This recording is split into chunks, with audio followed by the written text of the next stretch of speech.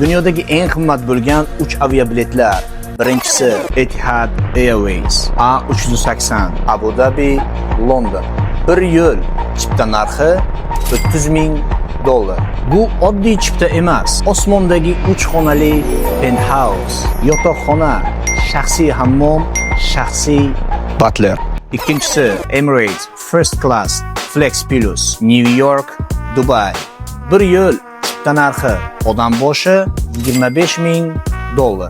40,000 fut balandlikda dush, to'liq yopiladigan shaxsiy syut, unlimited ovqat va cheksiz ichimliklar. Uchinchisi Singapore Airways First Class Suite New York Frankfurt.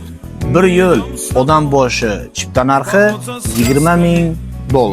Samolyotda haqiqiy kravat, Michelin darajasidagi menyu, jimlik, komfort, luxury hammasi bir joyda. Va siz uchishdan qo'rqasizmi? Siz uchun eng zo'r aviakompaniya qaysi biri? Izohlarda qoldiring. Здравствуйте, друзья, до свидания, тёлка. Я русский не знаю, у esa o'zbekcha. Xarakterim latta, gap otmoqchi edim